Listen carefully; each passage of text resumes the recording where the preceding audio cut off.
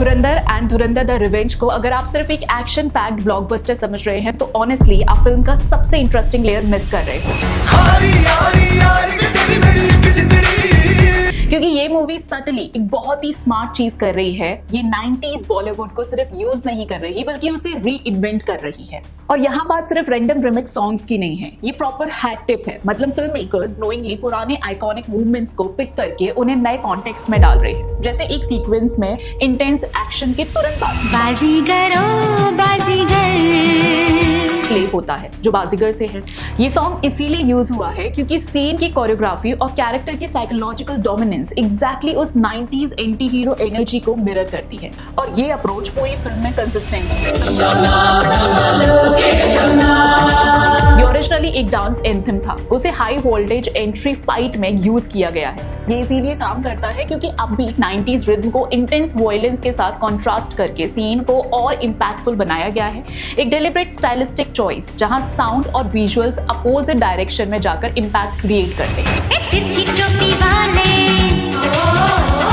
ये त्रिदेव का iconic track है, विलन के मूवमेंट्स में यूज होता है। ये सॉन्ग इसीलिए फिट होता है क्योंकि 90s सिनेमा का larger than life villain persona इसी तरह की म्यूजिक से डिफाइन होता है। फिर हम प्यार करने वाले जैसे सॉफ्टवेयर ट्रैक को एक इंटेंस इमोशनल रिवेंज मोनोलॉग के साथ ब्लेंड किया गया है। इस सीन में हमजा एक ऐसे पॉइंट पर होता है जहां सिर्फ फिजिकल फाइट नहीं, अपने पास्ट का हिसाब कर रहा होता है, जिसकी वीडियोस आपने और हमने सोशल मीडिया पर भी वायरल होते हुए देखी हैं।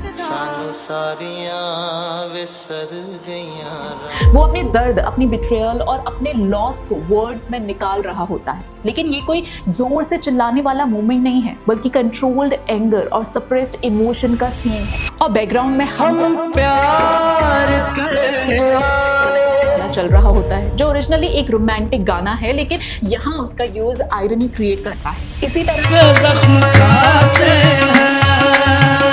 को स्लो मोशन रिवेंज वॉक में यूज किया गया है, जिससे कैरेक्टर की इमोशनल स्कार्स को विजुअली रेनफोर्स किया जाता है। और एक सॉन्ग जो हद कर दी आप में से पॉपुलर हुआ, उसे गैंग एंट्री जैसे मूवमेंट्स में यूज किया गया है ताकि स्टाइलाइज्ड स्लाइटली प्लेफुल ब्रेक मिले बिना फिल्म की टोन ब्रेक किए।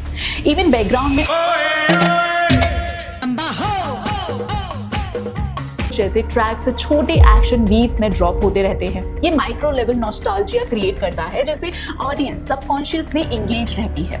डायरेक्टर आदित्य धर ने ये क्लियरली इंटेंशनली डिजाइन किया है। तो अगर आप सोच रहे थे कि धुरंधर का हाइप सिर्फ एक्शन की वजह से है तो दोबारा सोचो, क्योंकि ये फिल्म एक्चुअली एक हिडन ट्रिब्यूट है 90s बॉलीवुड के लिए, उसके म्यूजिक के लिए और उस इमोशन के लिए जो आज भी लोगों के अंदर उतना ही पावरफुल है।